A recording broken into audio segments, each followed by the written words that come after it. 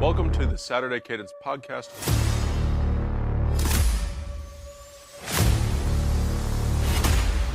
I'm Blake Biscardi, and remember, the Saturday Cadence podcast is the heartbeat of college football. It's moving week in the college football playoff rankings. Not much parity in the rankings on Tuesday night, but we're going to break those down for you anyway. A big slate of games ahead, especially in the SEC.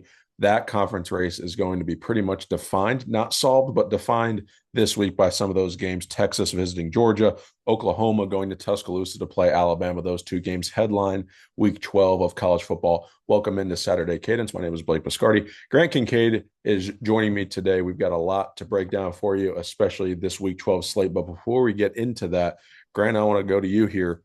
The college football playoff rankings came out Tuesday night. Not a lot of shakeups at the top. Texas Tech did jump up a spot. The ACC teams seem to be in trouble here. Talk to me about what your takeaways are from this second set of rankings from the selection committee. It's nothing stands out too much. It's, a lot of things they kind of did right that you expected them to, kind of like BYU being one slot ahead of Utah up in the rankings, and obviously Texas moving up the rankings, but Oklahoma there just tailing them, because of that game.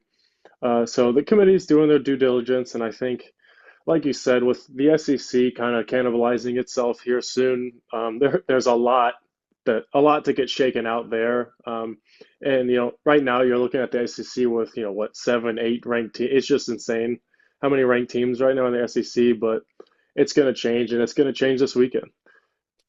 Grant, when I look at the middle of the pack of these rankings, because again, like we said, there wasn't a lot of change at the top there, aside from Texas Tech getting to the 6th spot here over top of Ole Miss and Oregon there at 7 and 8.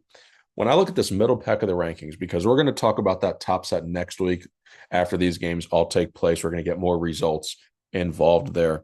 But Miami sitting there at 15. They're the highest ranked team in the ACC. And then we have Georgia Tech sitting at 16. But then these two teams are really interesting to me out of the Big Ten. We have USC at 17 and Michigan at 18. Both of these teams have opportunities, I think, to become at-large teams in the college football playoff. And I say that because there's opportunities ahead. USC has to play Iowa and they have to play Oregon. They win both of those games, they're going to have an argument there at 10 and 2 at the end of the season. Michigan, same thing. They're sitting at 7 and 2. If they beat Ohio State, they're now going to have a win over the number 1 ranked team in the country. But then the problem, I think, for USC or for Michigan is they have a loss to USC and they have a loss to Oklahoma. And those two teams could block Michigan from getting in because of that head-to-head result. And that's kind of the conundrum that we see in these rankings, Grant, because we know the head-to-head result between Notre Dame and Miami, but Notre Dame is sitting there at 9 and Miami is at 15. Then you look at USC beats Michigan, and they're sitting appropriately ranked at 17 and 18 because those two teams are similar. I think what the committee's telling us is Notre Dame and Miami are not similar teams right now. They're trending in opposite directions, which is why they're ranked as such. But when you look in this cluster of 15, 16, 17, and 18 with Miami, Georgia Tech, USC, and Michigan, which of those teams, if any, do you see having the clearest path to the college football playoff? Because I think they all need help. But which teams do you see having the clearest spot? Because it's very unlikely that 3 of them even play for their conference championship game. So they're going to need a regular season resume argument to get into the field. Georgia Tech being the one that has the best chance to make their conference title game. What are your thoughts on those 4 teams and being at large? If I'm talking about a clear path, I think Oregon, just based off of their ranking right now and their loss, it's one of the most quality losses you can get, albeit at home, but to the current number 2 team in the country. And Indiana looks like they're going to stay there, at least until the Big Ten championship. But who knows there? I do see, Notre Dame is always a threat to make the at-large bid, obviously, and the committee does value them. They moved up again. They're inside of the top 10 already here. They are sitting at 7 and 2, but like you said, there is a path there for them. But I think at the end of the day, it's Oregon. Oregon is sitting there probably in the best position in the committee's eyes, just because I think they value them the most right now. Grant, let's look at those teams in the middle of the poll too. It's Miami, Georgia Tech, USC, and Michigan. Talk to me about those four teams and the path that you see likely for them to get in as at large teams. As far as those teams, I would say, like you said, Michigan has the two teams they lost to just blocking them right now, and the committee is doing a good job of that, showing us that we have these head to heads and we're not going to sway away from them. But Michigan, so for that reason, I don't think they're going to be able to have the clearest path. But I think with Miami, albeit they have not looked great lately, with Georgia Tech's recent, losses, and I think the way the committee is showing that they value them, Miami has already flown up ahead of them. If they take care of business, albeit in a weak ACC, at 10-2, I think they have the best shot there. Yeah, for me, Miami is the team. Obviously, Georgia Tech can win the ACC and get in that way. But in terms of at large, I think Miami is going to have a decent shot at it. The committee even said last night, we heard the chairman saying with the ACC, there's not really a great team outside of Miami. Miami's the best team, but even Miami is lacking consistency on the offensive side of the ball. That was something that was said on the broadcast on Tuesday night. I think of these teams, USC actually has the cleanest path to get to the playoff because if they beat Oregon, they're going to be able to play their way up. Iowa also still a ranked team after losing to Oregon last week. So you're going to have opportunities to have two more ranked wins. You've already beaten Michigan. So if you're USC, obviously you have to win out, but you also want to become a Michigan fan, root for them to beat Ohio State because that only strengthens your resume. And you know that Michigan's not going to jump you because of head to head and because you're already being evaluated as similar teams. So I think for USC winning out, they have an argument to get in as an at-large team. And also those teams ahead of them, like Texas and Oklahoma, they are going to play teams like Texas, for example, has to play Georgia this weekend, and then they have to play Texas A&M on Black Friday. Oklahoma has to play Alabama. And so that could be the third loss for either one of those teams, and then they could bump out of the way. And there's the door for Miami and USC to get into that mix, more into that discussion. Right now, Grant, the cutoff is at 10 in terms of getting into the field. Texas being the 10th ranked team in the country, they're the last team in. And we're looking at this and like, wow, okay, so that means we have an ACC team. Where do we see them in the poll? You're having to look all the way down to 15. They're the highest ranked team in the conference. Miami has virtually no shot to get to the conference championship game because of tiebreakers and because of scheduling matchups. So Miami's going to have to win the rest of their games and look good doing it and have a regular season argument. And then you're sitting there looking at USF, ranked number 24 right now, as the final team in the field is the highest ranked G5 team. So there's lots of scenarios out there that we could talk through. One of them, Reese Davis mentioned on the broadcast, was the doomsday scenario for the ACC, where Duke wins the conference at 8-4. And that one would really put everybody into a tailspin pretty much, because now you're looking at this where, okay, the ACC champion is 4-loss Duke, 3 of them in the non-conference, 1 of them in conference. They win the conference, and would they be ranked higher than USF or James Madison? I don't know that they would because of their Yeah. resume. So I then mean, the that talk ACC, about doomsday. Yeah. yeah, and the ACC is a Power Four conference, but at the same time, the criteria, which we need to remind people of, because you don't, this is not something you have to think about. Normally, you just assume it was the Power Four teams and the highest G5 team. The criteria actually says the 5 highest ranked FBS conference champions. So, yeah, is there a really slim margin? It's not a Power Four conference one year? Yes. But is that a real scenario this year? It is. Now, we still have 3 more weeks of data to collect in the regular season plus conference championship weekend. So there are opportunities available. But in terms of the new format, part of this 12-team deal is it's the 5 highest ranked conference champions, and there are no auto buys this week for the 4 highest ranked conference champions. It's just seeding as you are ranked. So to me, I'm looking at this and saying, okay, the ACC is in trouble and they need to root for Duke to lose, because if Duke ends up winning the conference, that is going to put it really, really in a bind, it just in terms of national perception, because the selection committee already doesn't have a lot of respect to them. But Grant, one more team I want to talk about real quick is Ole Miss. They're just sitting there right now. Ole Miss is sitting as the seventh ranked team in the country. They don't really have a difficult I can lose game left on the schedule. So if they take care of business, they're just sitting in prime position for a home game. And you're going to have Lane Kiffin roll into the playoff, hotty toddy. We're going to get a game in Oxford. And it's just going to be a question of how high can Ole Miss climb? Can they get to the 5 spot? Can they get to the 6 spot? Or will they stay at the 7 spot? But Lane Kiffin and Ole Miss are in prime position right now for a home playoff game as I see this field because of all the other contenders. You're looking at Ohio State still having to play Michigan. Indiana has the Big Ten championship. Texas A&M has Texas and a potential SEC championship. Alabama has Oklahoma and a potential SEC championship. Georgia has Texas and Georgia Tech. Texas Tech has a Big 12 championship. And then there's Ole Miss. So I think Ole Miss is in really, really good position right now for a home playoff game.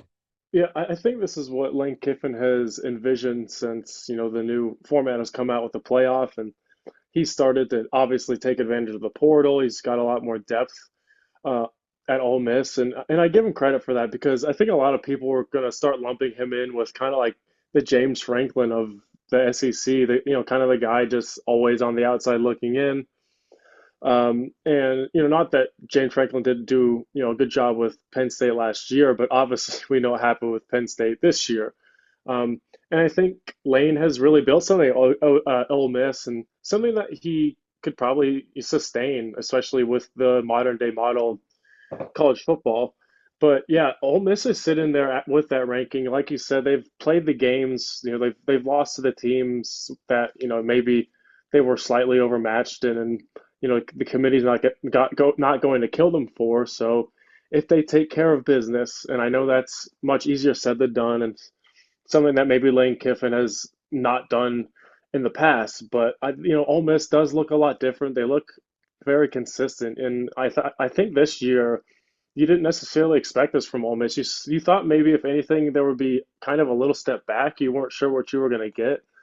But again, Lane Kiffin's done a great job, and they're going to sit there with probably a home playoff game and have a shot at going deep into the playoff.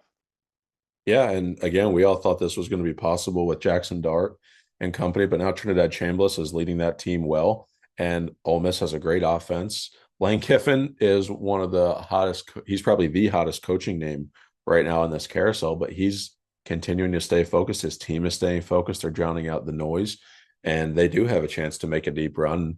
And depending on how this bracket falls, Grant, because I mean, even looking at this right now, the number one seed Ohio State still has the most difficult path of any of those top four seeds in that bracket right now. They'd have the winner of Notre Dame and Oregon being the 8-9 game. And then the winner of that quarterfinal would have to potentially play Alabama. And you're looking at Ohio State's quadrant and then Ohio State's top end of the bracket as the number one seed. That's the toughest draw. And Ole Miss will be sitting down there on the backside of that bracket on the bottom. And you're going to have to go through either Texas A&M or Indiana at this point. And I think those are better matchups for Ole Miss than even playing Ohio State, Notre Dame, Oregon, or Alabama.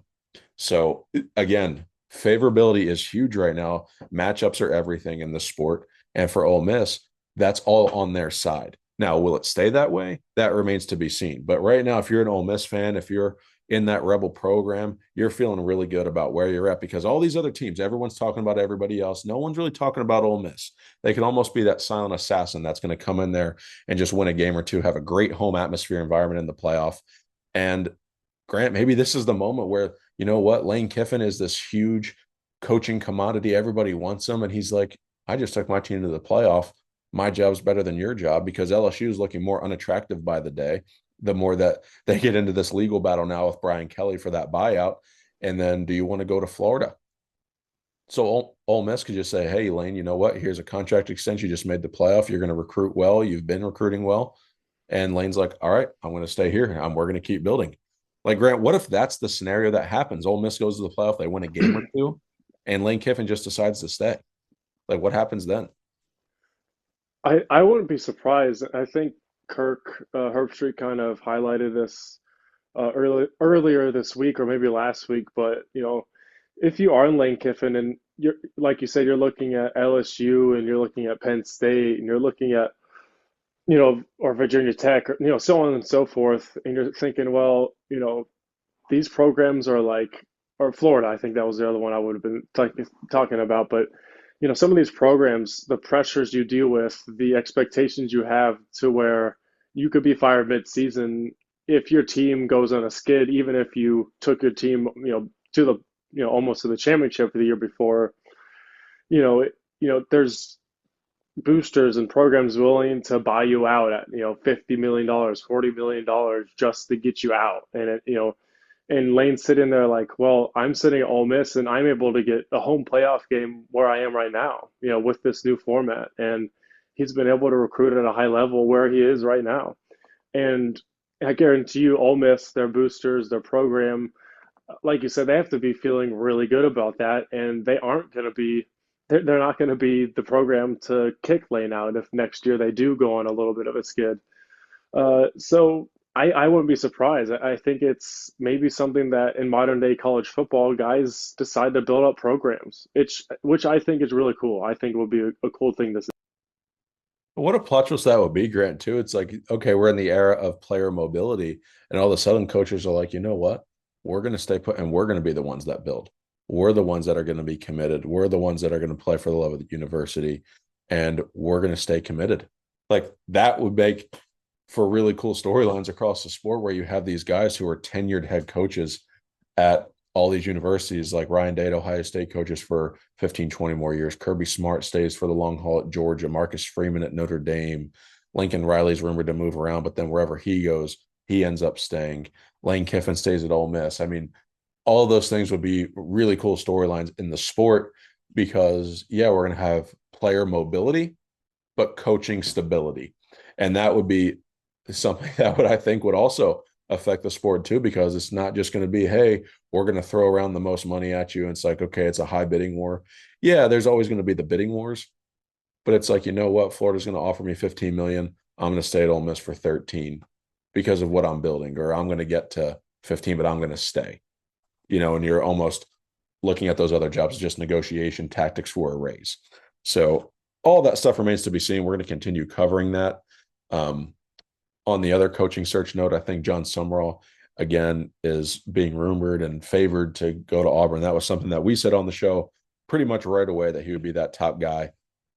So just an update there. LSU's coaching search going nowhere. Penn State, Eli Drinkwitz seems to be the favorite. Those, if you're looking at Penn State message boards for any of the Nittany Lion fans listening, you guys have had quite your share of candidates that you have been convinced are going to be your head coach. So there's still some patience there. And then I think Virginia Tech is still James Franklin. But Grant, let's go to one of these SEC games here. We have Texas at Georgia.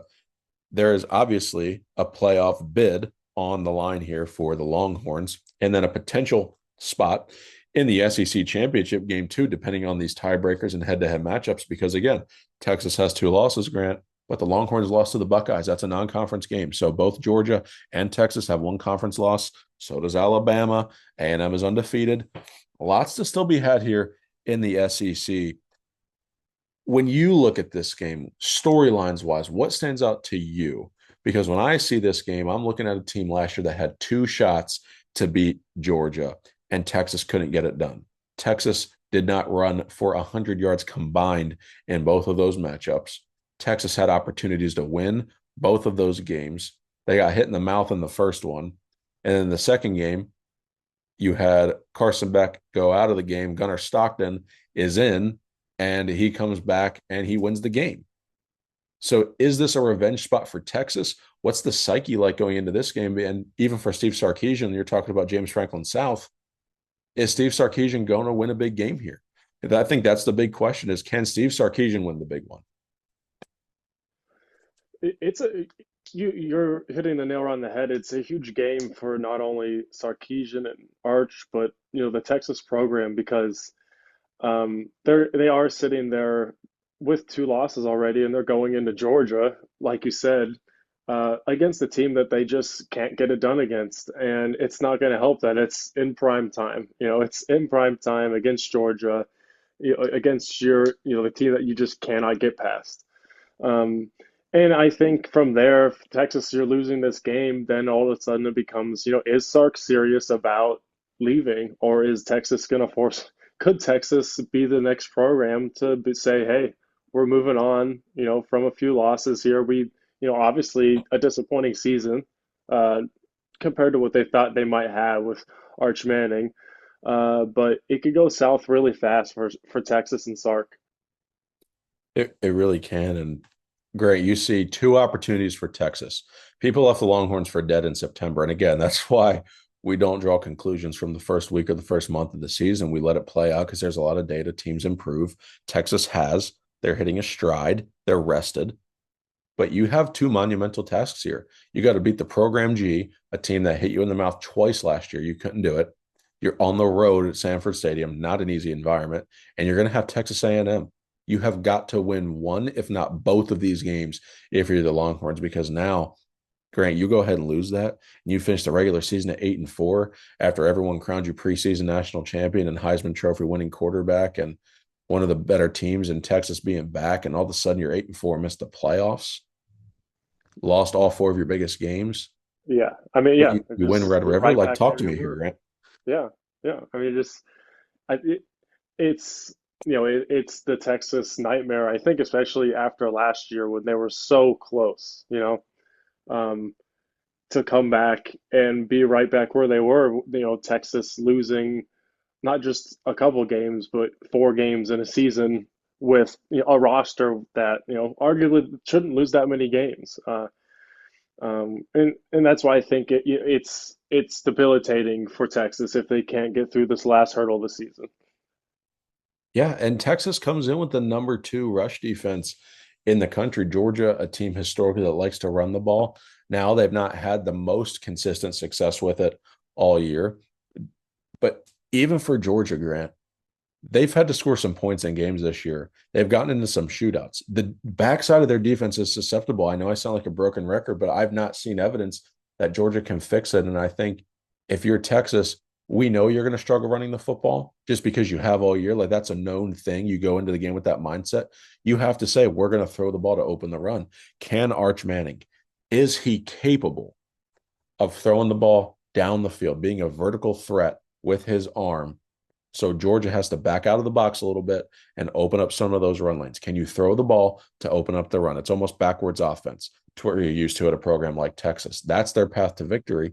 And then you got to shut down the run game for Georgia and make them one-dimensional. Are you going to lose to Gunnar Stockton for the second year in a row? Is this an I'm going to challenge the locker room type of game? It's like, hey, look what they did to us twice last year. Is it going to happen again? And how do we prevent it? Like, these are the things when you're sitting inside that locker room. Okay, like, this is put up or shut up time. If you're Texas being in this spot now, you have lost to Ohio State twice in your last two tries. You've lost to Georgia twice in your last two tries. Yeah, you're beating Oklahoma, but if you're competing at the upper echelon of college football, can you beat the Buckeyes? Can you beat the Longhorns? Can you beat the Crimson Tide? Can you beat the Aggies? Those are your teams on your schedule where, like, okay, we beat them. We can compete at the highest level for a national championship, because Texas will not win a national championship without beating multiple of those teams I just mentioned. They just won't. They're going to have to beat Georgia or Texas A&M, if not both, to even get to the SEC championship game, potentially. Then maybe even have Alabama or A&M. They may have to beat 3 of them before the playoff. Then you may have to play another one of them again. So Texas has to figure out this big game issue. Now, I don't think Steve Sarkisian is James Franklin to that level of struggle, but I do have concern about Steve Sarkisian because he's won big games, but he hasn't won the biggest games. That to me is my pause with Sarkisian. This is a spot they need to win. Grant, do you think Steve Sarkisian in Texas is able? Yeah, I'm not sure. It's tough for me to see Arch Manning improve his downfield passing. Like you said, it's Texas has to be able to work backwards, in order to be able to keep up with a team like Georgia on the road at night in an environment like that. Every possession is going to count so much. And maybe I'm wrong. Maybe I eat my words. And Arch is able to push the ball downfield. But I just feel like Georgia, and Kirby Smart, there's a lot more experience there. They seem to have figured things out throughout the season. Another great job by Kirby, and Gunnar Stockton is a really underrated quarterback in the country right now. And the way he's able to operate that Georgia offense, that's why I think it's going to be hard for Texas to be able to keep up for 4 quarters. Grant, I'm with you too, and I see this game and I have those doubts about Arch Manning, but I think if you have the metal inside you of that program, just like we've talked about with a couple of these teams, like we said Penn State last week, if there's any metal left in that program, you're going to see it. If there's any metal in that Texas program, we're going to see it in this game. Yeah, it's on the road, sure. But if you have championship metal inside your locker room, you're able to go on the road and win the game. Just like last year, everyone's talking about Oregon having the toughest draw as the number one seed and Ohio State having the hardest path in college football history. Okay, if you have championship metal, it doesn't matter if you have an easy path or a hard path because you're going to win the games. For Texas, if you have it, you got to show it right now because it's easier to get the first win now and then lose to A&M than it would be to lose, have more pressure mount, and then have to beat A&M at home. You got to take it one game at a time. This is the game in front of you. You can't just say, well, we're on the road this week. We're going to take the loss. We're going to be a 3-loss team going into the last week of the regular season. Now we got A&M coming in. We're going to win this game all of a sudden, have an argument at 9-3. No. Wouldn't you rather be 9-2 going into that last week and say, hey, A&M's coming into our building. Let's run it. And let's get a spot to Atlanta on the line. That's the mentality Texas has to have to go win this game. I think they can. I don't know if they will. We'll get to that as we get into our pick segment. Real quick, though, Oklahoma at Alabama, Grant. This game, again, another revenge spot here. Oklahoma dominated Alabama last year. Jalen Milroe was a turnover machine. I believe he had 4 in the game. Is this a revenge spot for Alabama? How do you see the matchup dynamics here? Alabama, Ty Simpson, he's in the Heisman race. That offense has been really good and consistent this year. Defense playing well. Brett Venables has a great defense on that team. John Mateer offensively has been good for Oklahoma, not the same since his surgery. How do you see the chess match on the field here between Kalen DeBoer's offense, Brett Venables' defense? I think it is we're going to see 2 really talented quarterbacks. Like you said, it's obviously Mateer hasn't been quite the same since that procedure, and how can you be? But I think he's been at least steadily improving each week. And obviously Ty Simpson being touted as maybe the best NFL prospect in college football right now. And Alabama gets the game at home. I think that's the biggest thing right now. And the way Alabama's playing, it's going to be really hard for Oklahoma to come out of there with a win, especially with Mateer kind of banged up the way he is. That's my question, Grant, is how healthy John Mateer is going to be able to be in the game, but also if Oklahoma has it to score with Alabama. If Alabama can find points, we've talked about Oklahoma struggle to score against Power 5 or Power 4 and conference opponents this season. Can they score, or are they going to be able to drag this game into the mud and say, hey, we're here for a rock fight?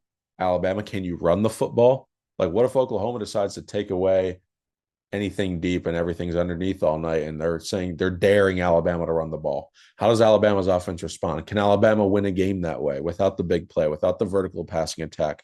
That to me is the question because, yeah, there's paths to victory here for both teams and I can see them and I wouldn't be surprised by them. But in terms of can you execute a game not to your strengths for 60 minutes and win should the other team take it away? Because Oklahoma's defense possesses the ability to take away Alabama's strengths, just like Alabama has an ability to play the game against Oklahoma's strengths. I think that's the cool matchup here between the Sooners and the Crimson Tide. Yeah, I do think it's going to be really tough for Oklahoma to keep up with the way Alabama was operating on offense, and especially with, albeit it is an Oklahoma defense that is much better than we're used to seeing with Venables at the helm, working his magic there. But Ty Simpson, obviously, like we said, he's really talented, really smart quarterback, and the way that DeBoer's righted this ship here at Alabama, and specifically have the offense running the way it is, it's going to be really hard for Mateer and that offense in general to be able to sustain anything. I think they're kind of running into that same issue, Texas at Georgia. Just there's not going to be enough in the tank at the end of the game, I don't think.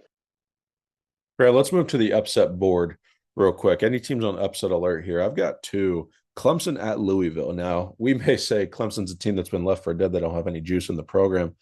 Vegas is telling me otherwise, Grant. I look at this line. If you would guess, I would think it's above a touchdown. Louisville is favored by 2.5 at home. To me, that's off-putting. So I'm going to put Louisville there on upset alert, and then Virginia at Duke.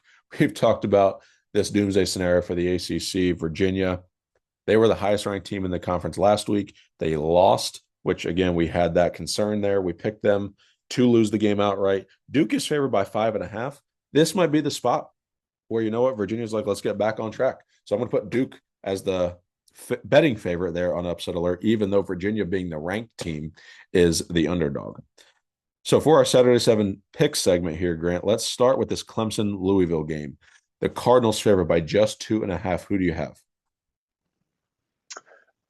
I think, like you said, this is a really fishy line, and Clemson coming in with more, more than a disappointing year. I think there's a reason why that line is coming towards even, and I think Clemson finds a way to get it done. Dabo gets a little moment in the sun. I've been trending that same way too, Grant. I'm seeing this line and I'm like, you know what? This is a Friday night game at home for Louisville. Why is the spread so tight? It just doesn't make sense to me. So I'm going to put them on upset alert. I'm going to take Clemson as well. I think Louisville could win the game, but when I see something that's it's off-putting, I'm going to say, you know what? Somebody knows something. I'm going to take Clemson. Notre Dame at Pitt. This is a monster game for playoff implications for both teams because Notre Dame obviously has to win out to get in, and Pitt game doesn't mean anything in the ACC race, but they are still alive.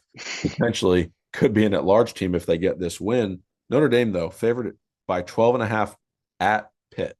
Who do you like here, Grant? Uh, I do like Notre Dame still. Obviously, Pitt's coach had, his interesting comments. The game just really doesn't matter at all, this and that. But Notre Dame's on a mission right now. I think Freeman has everyone focused. I don't think they're going to flinch. I'm 100% with you. I love what Marcus Freeman is doing at Notre Dame. I mean, he's building a great program. That team is locked in. They're playing well. The defense has gotten better. CJ Carr has been elite through the air. The two running backs are the best tandem in the country. I say it every time I have a game with Notre Dame on the board and I pick them. I'm going to take Notre Dame to win. I'm going to take them to cover. USF favored by 9.5 at Navy. Historically struggle at Navy. USF, though, favored by 9.5. Grant, this could be for a spot in the playoff. Who do you have here? Man, it's tough. It is a pretty big number for me. A conference game at Navy. Navy's never a tough team to hang with, and USF is having a great year. Like you said, they're in playoff contention, so something's obviously going right. So maybe that number is because they deserve that respect. It just seems big. Obviously, I think USF is going to take care of business, but I wouldn't be surprised if Navy covers that 9.5 right now. I do think 9.5 is too big of a number for that spread. I think USF wins the game, but I think it's within that number. So I'll take the Navy cover for that pick. Oklahoma at Alabama, Crimson Tide favored by 5.5. I'd take Alabama. They're another team I think is on a mission right now, and at 5.5, I'll definitely take Alabama. I like Alabama by a touchdown in this game as well. I think they figure it out late. I think it's a tight game in the first half, maybe a turnover for the Tide, but the Tides will turn in the second half, and Alabama's going to win that game by a touchdown. Iowa at USC. They had Oregon come in for an ugly game, could have won it, but surrendered a late field goal to lose. Now they travel across the country to USC, which is favored by 6.5 here, Grant. Another game where see what happens if USC drops this game and kind of the direction of Lincoln Riley, USC, because like you said, Iowa's coming in hungry after having, I having Oregon right there. They had that win, they had the game Iowa to death with the rain and everything. Um, but USC's coming in here thinking, well, we have a chance to kind of separate ourselves from the pack in the Big Ten and in this, in the race to the playoff. So it's going to be a really, really good game to watch. I think USC by touchdown is, more than possible, obviously, but I think this game is honestly a coin flip. I'm going to lean USC to win. I'm not so sure they could even cover that. Brad, I have uncertainty as well. And again, when I was putting this on the board, I was like, do I want to put this game on there? Because I'm not confident in it. But we don't shy away from the big games on this show. We put the seven biggest games of the week on the board, no matter what our comfortability level is. So we put it there. I am not confident in either pick here because of the spot Iowa's in. Grant, are they going to be hungry like you just said? Or is it going to be like that situation with Penn State where the whole last couple weeks were building for that game against Oregon? They couldn't get it done. And now it's the emotional letdown. The following week, you're traveling across the country, back in time. How is this going to go? We've seen teams struggle when they travel across time zones like this. That to me is where I'm not confident. So I'm going to take USC because, yeah, I respect Iowa. I think they could keep it close. I would not be surprised. But if USC won this game 24-17, or if they won this game 20-13, I'm not stunned. So I'm going to take USC, not confidently, but I'm going to take the Trojans. Texas at Georgia. Bulldogs favored by 5.5. I think Georgia takes care of business. A lot of these 5.5s, especially with Georgia, I think the way that Texas is coming in, albeit much improved, I don't know if it's going to be enough to keep up with Georgia. I think Georgia covers that. I thought Texas could potentially be a three-loss team at the beginning of the year. Now I had to do some convincing for that, saying, okay, that's worst case. They're staring it in the face right now, even 8-4. I feel like Texas has something in the tank. I don't know if they win.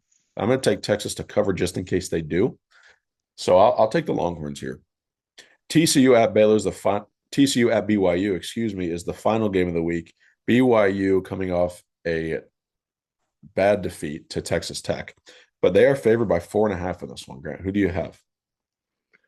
Yeah, I think like you said, BYU got pushed around, and for 4 quarters, it was really rough to watch them, especially on offense. Obviously Tech has a great defense this year, and there's a whole story there. But I think BYU is coming off of that, coming home. Um, I think there's going to be a little bit, obviously, of an emotional letdown. But I think BYU still is going to take care of business, probably cover 4.5 at the moment. TCU is a good, respectable team, and they're not usually a team you have a get right game against. But I do think that BYU gets right. So I think they win this game, and I think they cover that 4.5. So, Grant, that will wrap up the Saturday 7 pick segment. What are your closing thoughts for the show? We covered a lot from the college football playoff rankings, scenarios, the ACC being in trouble, big SEC showdowns, upset alerts. What are your final thoughts here to wrap up the show? I mean, anything can happen. We've seen, especially with head coaches, in the way that kind of programs will just take care of business when they need to. Is we've talked about with Texas and USC with Sark and Riley. All of a sudden, even Dabo Sweeney's at least felt like he's had to defend himself this year. Um, there's a lot of movement in college football, and deep in the season, there's games like this USC Iowa, like this Texas, Georgia, that are going to decide the future of coaches and programs, and who knows, NFL teams, even with those rumors floating around. So there's a lot on the line, not just in college football, but in football in general on Saturday, and it's going to be a lot of fun to see, all this take place. It absolutely is. This is the biggest slate of games until we have rivalry week here, though. Saturday after Thanksgiving, we have some Friday night games that week. So lots of good football to have. The games you remember are played in November. And we're certainly going to remember these ones, and we know the selection committee will. So, guys, stay tuned to socials for some more coverage at Saturday Cadence at T Silver Bulletin. Visit our website, tsilverbulletin.com. Guys, we appreciate you tuning into the show. Enjoy the week 12 of college football, and we will see you on the Monday show. God bless.